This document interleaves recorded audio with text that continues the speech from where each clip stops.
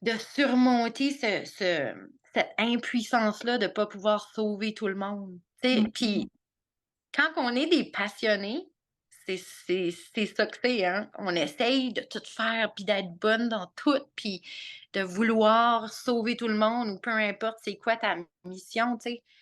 Mais c'est qu'à un moment donné, c'est toi qui perds là-dedans.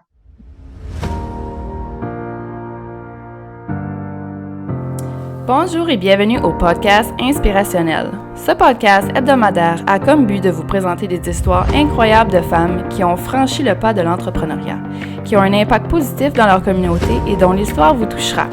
Chaque semaine, nous vous proposons des entretiens avec des femmes qui réussissent à vivre passionnément au quotidien et qui ont créé des entreprises de cœur qui prospèrent. Elles vont partager généreusement leurs idées et leurs conseils sur la manière de naviguer les hauts et les bas de l'entrepreneuriat. Qu'il s'agisse de femmes en démarrage, en croissance ou de PDG expérimentés, nos invités vous inspireront avec leurs histoires de résilience, de détermination et d'innovation. Que vous soyez un entrepreneur ou simplement à la recherche d'inspiration, rejoignez-nous pour un voyage dans le monde des femmes d'affaires directement de notre petite communauté dans le nord du Nouveau-Brunswick.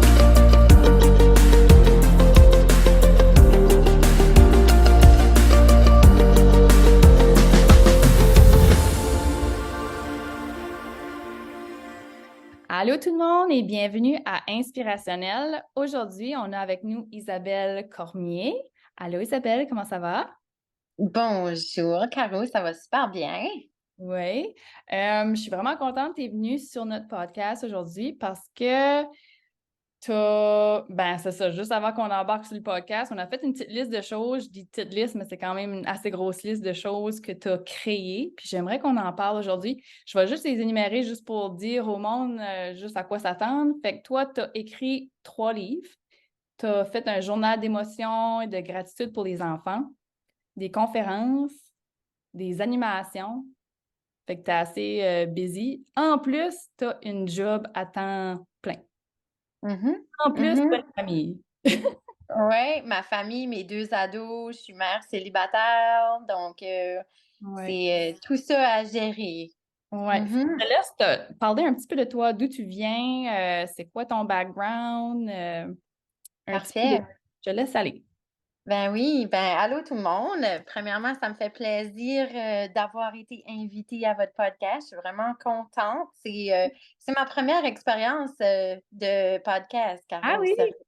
Oui, oui, j'ai eu l'opportunité déjà d'essayer, mais j'avais jamais pu, me rendre libre, si tu veux. Mhm. Donc, c'est ça, moi, je me présente, je suis Isabelle Cormier, je suis une petite Acadienne qui est un peu mélangée. Je viens d'ici, j'ai été élevée ici à Moncton, dans le sud-est. Oh, mon téléphone sonne, Caro, Ah, je shoot! l'entends pas, c'est bien correct. Tu peux continuer si tu veux. Ah, c'est ma fille, par exemple, faut que je Ah, OK, bon, on réponde. va l'arrêter. On va, oh oui, OK, OK. ça prendra pas de temps, je vais lui dire qu'elle arrête de m'appeler. OK.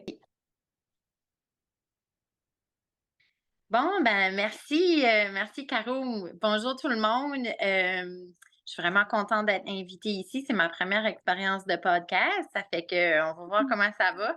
On est en apprentissage. Oui. Puis c'est ça. Donc, moi, je suis une Acadienne du Sud-Est, de la province du Nouveau-Brunswick. Et puis, je suis un petit peu mélangée, par exemple, parce que je suis née Brayonne, donc dans OK. le nord du Nouveau-Brunswick. Puis mes parents viennent de la région, du Restigouche. Donc j'ai été élevée un peu en québécoise, genre du Restigouche. Ça fait que ça fait un beau mélange. Puis, c'est ça, moi j'ai fait ma carrière scolaire ici et puis je suis allée à l'université ici à l'université de Moncton. Puis j'ai fait 19 ans, de carrière en enseignement primaire, Mmh. plus spécifiquement à la maternelle. C'était vraiment, mon coup de cœur. J'ai Wow. fait 14 ans avec les tout petits, oui, fait que j'ai Ouais. vraiment, tu sais, je voyais des photos, parce que c'est la rentrée, par ici, puis là, je voyais des photos de la rentrée, puis ça me donne tout le temps des petits papillons, même si je ne suis plus dans le système présentement. Ça fait à peu près 1 an que maintenant je suis une agente pédagogique en petite enfance. OK. Donc, c'est ça. Fait que, comme tu disais, ça, c'est ma job plein temps. J'accompagne des garderies, les éducatrices en garderie éducative à mettre des choses en place au niveau pédagogique. Fait que c'est vraiment un beau défi, puis c'est vraiment plaisant. Puis c'est ça, je suis maman en plus, donc ça fait beaucoup sur mon assiette. Puis la création de tout ça a quand même débuté, ça fait 4 ans, mais c'est quand même, ça fait seulement 2 ans que j'ai mon entreprise comme telle. OK. C'est quoi qui t'a, Mhm. comment dire, sparké cet intérêt-là? Ben, chacun de mes livres a une raison d'être dans un sens. J'ai créé tout ça après une dépression au niveau personnel. OK. Donc, moi, j'avais fait vraiment comme un changement au niveau de mon mindset. J'avais fait beaucoup d'introspection, tu sais, j'avais été chercher de l'aide. J'ai pas travaillé, je te dirais, pendant 6 mois. Je suis pas allée, dans le milieu du travail parce que j'étais vraiment là, épuisée. Je mettais pas mes priorités aux bonnes places, puis mon énergie aussi aux bonnes places. Puis tout était des montagnes. Mhm. Donc, je me suis dit: «OK, il faut vraiment que tu sais, que je trouve une façon, hem, de mieux, canaliser mes énergies». Puis c'est là où ce que j'ai découvert, la force, du mindset. OK. Donc, comment est-ce que quand on a une situation qui se présente devant nous, on a toujours 2 choix de comment on va la vivre. Est-ce Mhm. qu'on va aller dans les pensées qui sont plus désagréables puis négatives ou est-ce qu'on va aller dans les pensées qui sont plus positives? Mhm. Parce qu'il y a certaines choses sur lesquelles on n'a pas de contrôle, mais on a toujours le contrôle sur comment nous, on réagit, puis comment nous, on les affronte, ces Mhm. situations-là. Donc, parce que moi, j'ai tellement travaillé là-dessus, je suis revenue en salle de classe après 6 mois, puis j'étais avec des 4-5 ans, des tout petits. Puis, ça m'a venu comme un flash. Je me suis dit: «Ah, OK, ben, tu sais, moi, j'ai tellement appris de choses, j'aimerais ça leur apprendre ça, le mindset». Mhm. Mais c'est comme pas évident, tu sais, c'est quand même abstrait comme Ouais. concept. Ouais. Puis, donc, je me suis mis à la recherche, d'outils. Donc, j'étais comme: «OK, ben, ça doit exister à quelque part». Fait que là, tu sais, il y avait beaucoup de choses sur la gestion des émotions, il y avait beaucoup de choses sur, hem, qui étaient vraiment plus peut-être même ciblées pour les ados, mais comme pour les dès jeune âge, 3 ans et plus, il y en avait moins. Ouais. Ou c'était trop complexe, ou c'était vraiment il y avait un gros guide pédagogique, puis j'avais juste pas le temps pour ça, puis donc, c'est ça, j'ai juste, je me suis dit: «Moi, si j'avais été jeune, là, puis j'aurais appris c'était quoi le mindset, puis comment faire face aux défis de la vie, ben, j'aurais peut-être pas fait un burn-out à 37 ans». Ouais. Fait que j'étais comme je m'en ai comme fait ma mission, puis c'est là où ce que j'ai créé mon premier livre qui est, «Mika sur la planète lumière puis la planète défi». Fait OK. que ça illustre comme ça le mindset, ouais. Mmh. C'est qui Mika? Mika, je sais que les personnes qui sont, sur le podcast ne voient pas là, mais, je vais quand même te le montrer. C'est lui. Mhm. C'est un petit extraterrestre, OK? OK. Je tenais vraiment à ce qu'il soit, pas un il, pas un elle. Je voulais vraiment moi, je suis une grande alliée de la diversité puis, de la communauté, LGBTQ2+A. Donc là, moi, je me suis dit: «Non, je veux vraiment que chaque enfant s'identifie à Mika». Donc c'est pas un gars, c'est pas une fille, c'est un petit extraterrestre. Donc c'est quand même le pronom «il» qui est dans le livre, mais chaque enfant est capable de, tu sais, de se reconnaître, si tu Mhm. veux, dans Mika, peu importe son genre. Puis, Emoji, c'est son petit compagnon. Donc Emoji, c'est son petit chat. Puis son chat, ça représente un peu sa conscience parce qu'il est toujours là, il est toujours présent dans les pages. puis il l'accompagne dans son parcours. Puis aussi, il fait rire. Il fait rire les enfants. Il est vraiment drôle. OK? Il fait des petites folies emoji. Ça fait que, tu sais, ça fait, en même temps, ça fait de la vie un peu pour les plus jeunes. Mhm.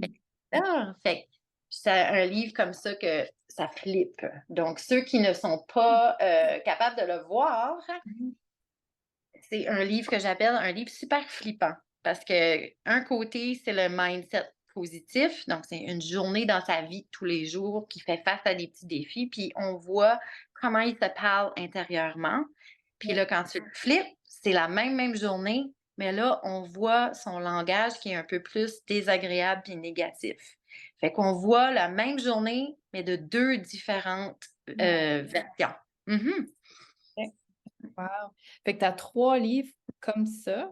Fait que tu as Mhm. lui qui J'ai s'appelle. celui-là, Mika sur la planète Lumière et Mika sur la planète Défi.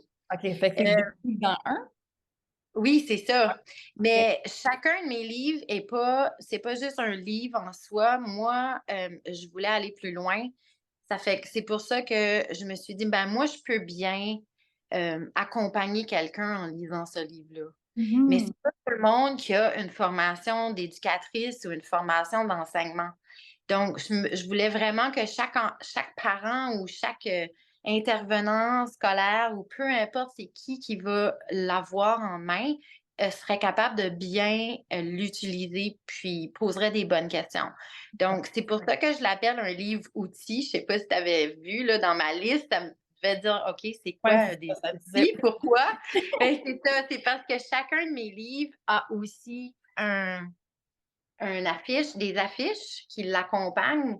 Fait que ça sert de visuel par la suite. Tellement bon. Puis, il y a aussi un signet, guide accompagnateur pour chacun de mes livres.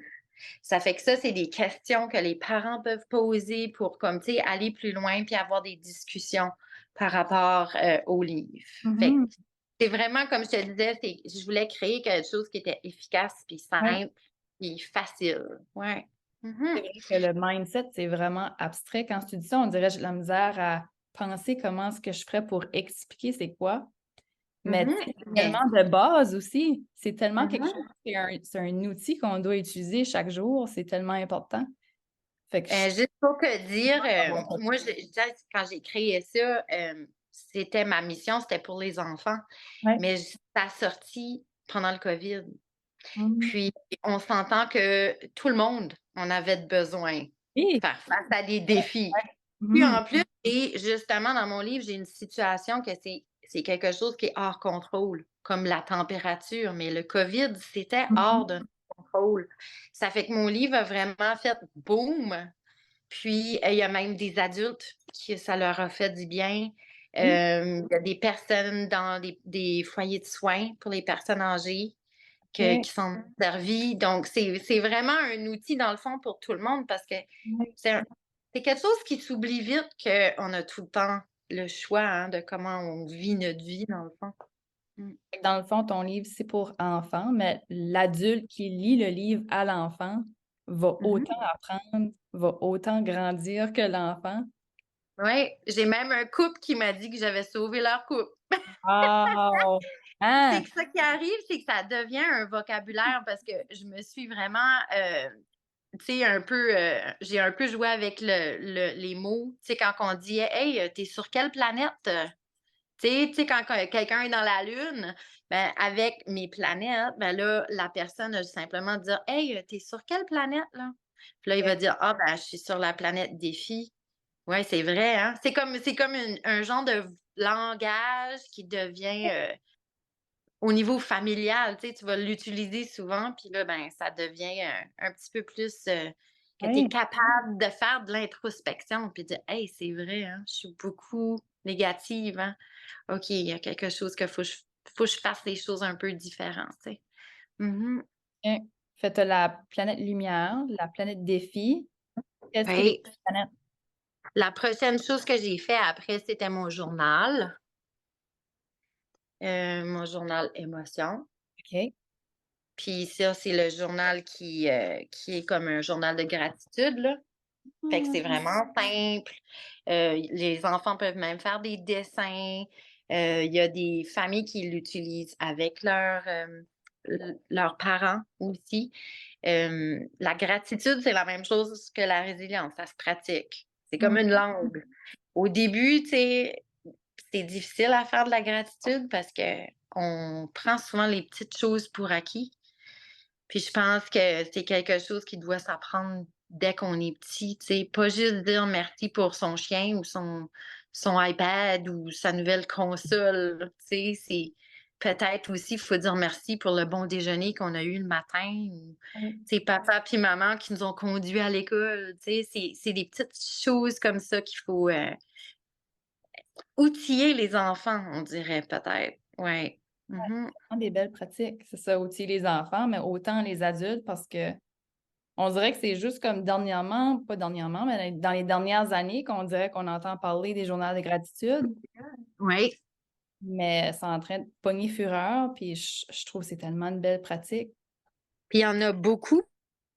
Mais je trouvais qu'il y en avait pas qui étaient pour les enfants. C'était Ouais. plus, tu sais, on dirait que c'était plus moins, moins le fun. Fait que là, moi, j'étais comme: «Hey, ben, c'est merveilleux, tu sais, je peux l'accrocher à mon premier livre qui parle justement de mindset». Ouais. Ça fait que mon premier ben, c'était ça, c'était par rapport à une, situation, de burn-out que j'ai faite Ouais. personnellement. Puis, au début, je voulais juste m'en faire un, mais j'ai eu des demandes de parents qui Mmh. m'ont tu sais, qui m'ont dit: «Ah, c'est tellement bien expliqué comme tu sais, il y a tellement d'autres sujets que tu pourrais faire, Isa». Puis, je voulais pas, mais là, il m'est arrivé ma séparation. Mmh. Puis, je pense que j'ai découvert que pour moi, créer ces outils-là, ces livres-là, c'était une façon pour moi de guérir, moi aussi. Tu sais, un peintre, qu'est-ce que ça fait? Ça peint pour, tu sais, extérioriser puis se guérir. Mmh. Mmh. Un chanteur, ça écrit des chansons. Ben, moi, c'était ma façon de guérir de ces situations-là. Donc, c'est ça, j'ai créé, quand je me suis séparée, j'avais vraiment puis je suis certaine que les mamans qui nous écoutent aujourd'hui, qui se sont séparées eux aussi, que ça soit récent ou pas, hem, au début, tu as une certaine culpabilité, je dirais, d'avoir quitté ta famille, surtout si c'est toi la personne qui déménage physiquement Mmh. de la maison familiale. Puis, je me disais: «Ah, j'ai détruit notre famille, tu sais, notre petite famille parfaite, 2 enfants, tout comme j'ai je l'ai détruit». Puis une de mes amies m'a comme tu sais, des fois, on a toutes des amis comme ça, là, faut qu'ils ils te shake un petit peu, là. Ouais. Et elle dit: «Isa, ta famille, tu l'as toujours, elle est juste différente». Mmh. Puis en moi puis toi, là, des familles au jour d'aujourd'hui, il y en a de toutes les sortes. Mmh. Comme puis l'important, c'est l'amour que tu leur donnes, puis le sentiment d'appartenance. Ça fait que je me suis dit: «Ouf, waouh, quelle belle opportunité, justement, de donner vie à un nouveau livre qui, justement, explique ça, toutes les sortes de familles qu'on a aujourd'hui». Ouais. Donc, tout ce que je fais, ben, c'est que je le fais déménager. Ah, Donc là, Mika sur la planète famille, ben, il déménage de planète, une OK. différente couleur. Ça fait qu'une différente couleur, un différent sujet, hem, puis tu sais, ça reste quand même des sujets un peu tabous, tu sais, c'est on dirait c'est ça ma mission, c'est des sujets difficiles à expliquer. Comment on fait ça? Ben, moi, je m'en fais ma mission justement. Donc là, il déménage, puis, il s'en va à l'école, puis tous ses nouveaux amis l'invitent à tour de rôle dans leur demeure, dans leur maison. Puis Mika découvre des différentes compositions familiales. Et tu sais, leurs valeurs aussi qui va avec. Tu sais, une famille, qui est, nucléaire là, qu'on appelle, tu sais, papa, maman, mais avec plusieurs enfants, ben, eux, le mot clé, c'est le mot entraide. Parce qu'ils n'ont pas le choix, là. Ils sont 4, 5 enfants. Ils n'ont pas le choix de s'aider. Ils n'ont pas le choix de partager. Fait que pour chacune des familles, il y a comme un élément, si tu veux, qui est mis en valeur pour cette famille-là en particulier, là. Mhm. Mhm. Puis ben mon affiche, c'est toutes les familles avec les beaux mots, comme OK. fait que Mhm. homoparental est là-dedans, monoparental, multi-ethnique, multigénérationnel, tous ces beaux mots-là que les enfants peuvent apprendre justement avec par l'entremise de Mika puis Emoji. Ouais. Mhm. Et puis ben mon troisième, c'est venu après un deuil. OK. Euh, Parce que ça, c'était un sujet qui m'avait été demandé des parents. Pourrais-tu expliquer le deuil? Mais, tu sais, j'avais comme beaucoup de sujets, mais je savais pas quand est-ce que j'allais faire quel sujet. Puis ça, c'en était un sur ma liste. Puis il m'a fallu que moi, je le vive Ouais. personnellement pour m'inspirer. Mhm. Je l'ai fait en collaboration aussi avec une psychoéducatrice du Québec qui est spécialisée en deuil. Fait qu'elle, elle m'a beaucoup aidé à mettre en valeur comme les étapes du deuil. Donc, ça s'appelle Mika sur la planète Départ. Mhm. Déménage, mais il va vivre, lui puis sa mère vont vivre toutes sortes de deuil. Pas juste la mort de quelqu'un. Vraiment comme tu sais, son papa, il est resté sur l'autre planète. Fait que là, il y a une séparation. Ça, OK. c'est un deuil. Tu sais, n'importe quel changement Mhm. dans ta vie, un déménagement, des nouveaux amis, une nouvelle école, une séparation, la perte d'un animal, tu sais, tout ça, c'est tout des deuils. Mhm. Donc j'explique vraiment le deuil sous toutes ses formes. Puis c'est assez touchant comme histoire. Je vais t'avouer, j'ai encore de la misère des fois à en parler sans pleurer. Ouais. Comme là, je fais mon lancement en octobre, puis je suis comme «Oh, va falloir que je me pratique, je pourrais Oui, pas le continuez. lire». Ouais. Ah, je te comprends, mon Dieu. Mmh, ouais, mais c'était nécessaire pour moi de le faire, puis je pense qu'il est vraiment bien expliqué. Puis je pense que les parents vont être capables de bien transmettre le message qui est essentiel. Puis, à la fin de chacun de mes livres, j'ai toujours une petite citation aussi. Puis cette citation ici, ça explique puis c'est la raison du titre aussi de Mika sur la planète Départ. Parce que je dis que un départ en soi, n'est jamais le départ vraiment de quelque chose. Avec le temps, ça peut devenir un nouveau départ. OK. Fait que, tu sais, quand on se donne du temps, on peut sortir quelque chose de beau par après, Mhm. tu Mhm. sais. Fait que c'est vraiment par rapport au nouveau départ que je voulais faire cette petite, ce petit transfert-là. Mais c'est ça, fait que là, tu sais, je suis essoufflée.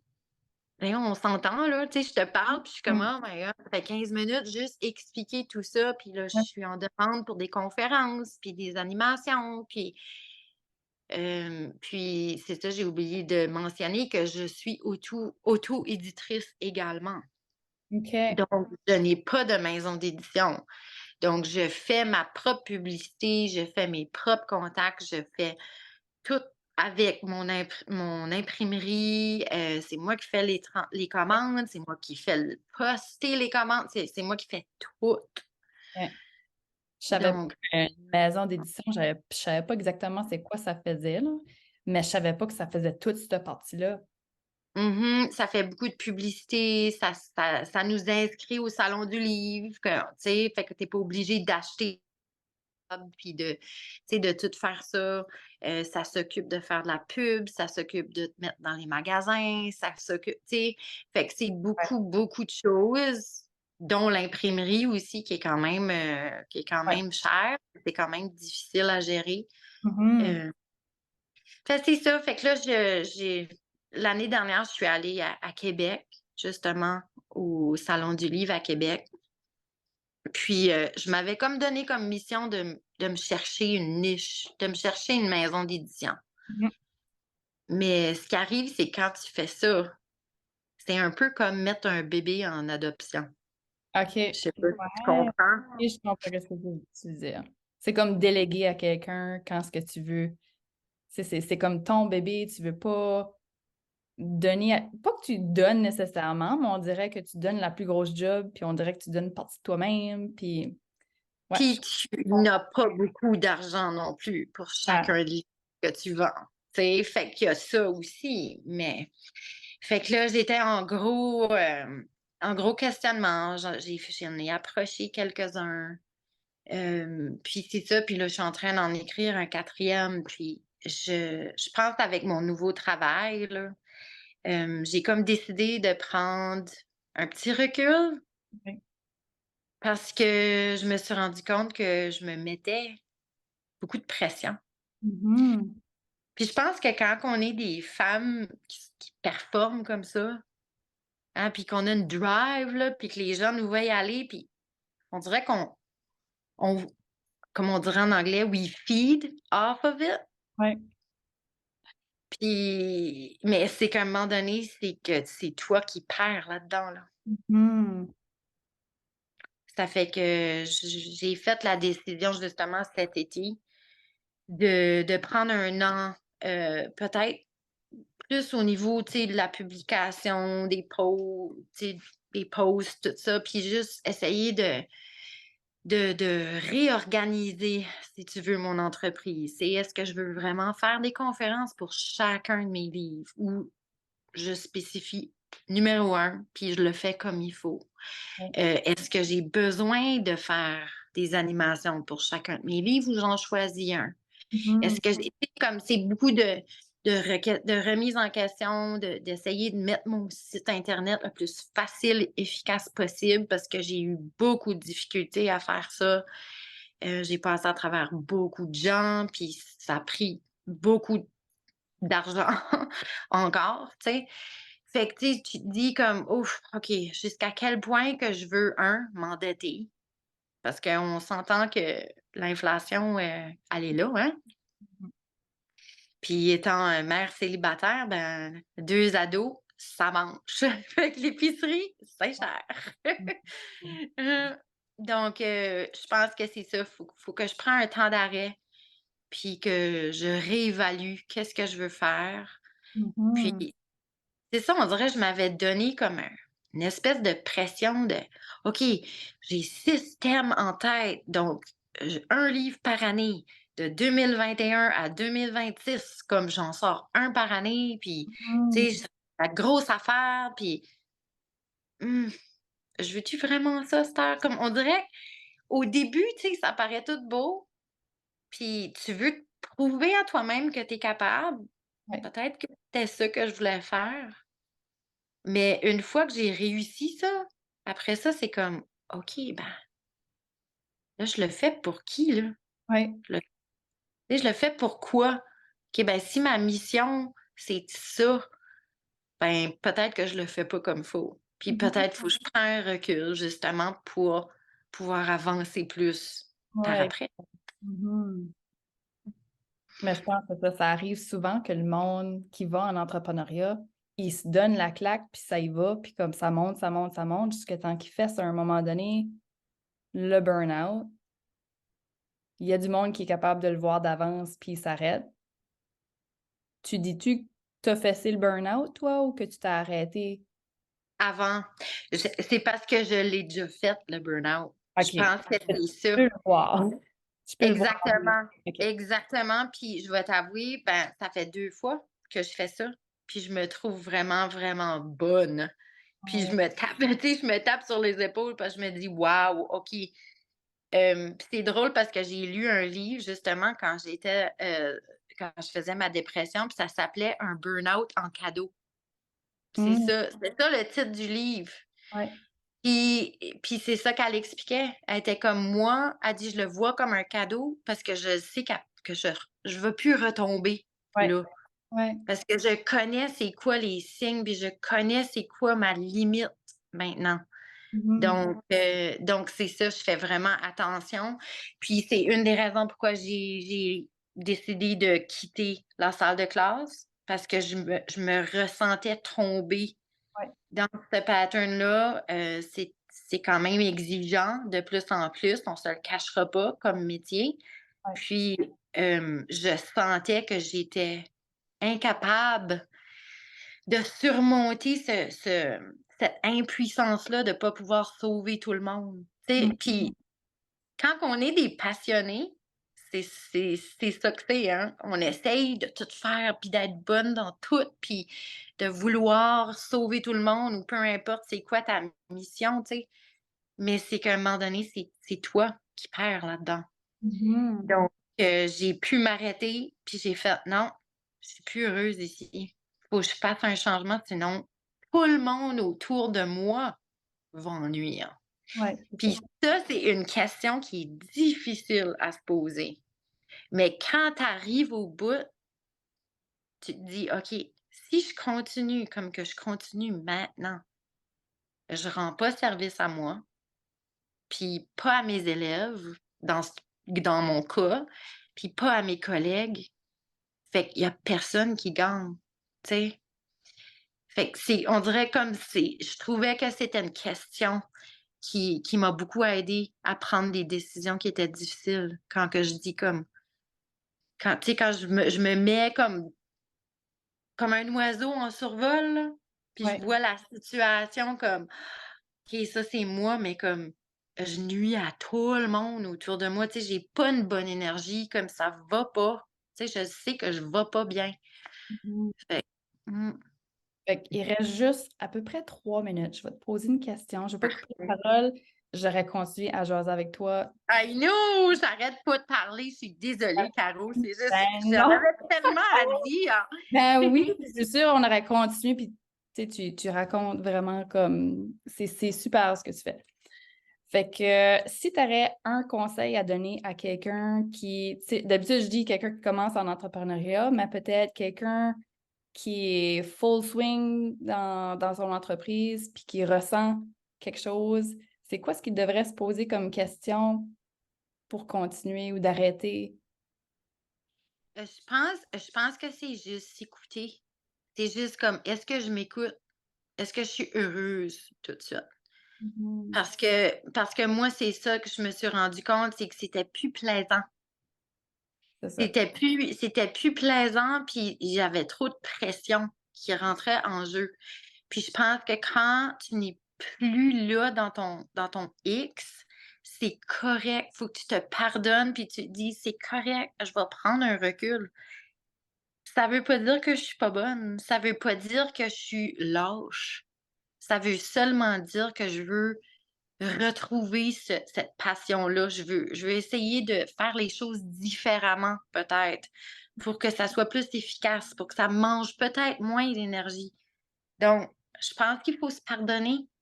Je Mhm. pense vraiment que c'est ça le conseil. Il faut se pardonner puis dire: «Oui, je mets pause, mais c'est seulement temporaire, puis c'est pour pouvoir avancer encore plus par la suite». Pour, comme moi, je suis quelqu'un qui aime foncer, qui aime des challenges, tu sais, qui est go, go, go. Puis c'est difficile pour moi de m'arrêter puis de prendre une pause. Mais tu sais, cette année, j'essaie de beaucoup me pratiquer à, tu sais, prendre des pauses pendant ma journée, tu sais, prendre une semaine de congé, comme d'arrêter parce que, tu sais, c'est ma passion. Fait que j'aime beaucoup ça, mais ta passion peut te brûler aussi. Absolument. Fait que c'est Mmh. vraiment d'apprendre de prendre un bon recul puis de se reposer, relaxer puis de se re-questionner avant de Mmh. repartir. Ouais, le mot «recentrer» est vraiment gros. Oui, recentrer. Fait fait que, tu sais, trouver des façons de le faire, que ça soit aller faire des retraites ou faire de la méditation, faire du yoga ou peu importe qu'est-ce que ça soit ta façon à toi de te recentrer. Je pense que quand tu te sens comme ça, il faut que tu prends un temps d'arrêt, puis il Hmm, faut que tu tentes de le faire. ouais. Mmh. Eh bien, merci beaucoup. Ça va éteindre dans comme 10 secondes. On a fait ça. A1 attends. Fait que merci d'avoir dit oui de venir sur le podcast aujourd'hui.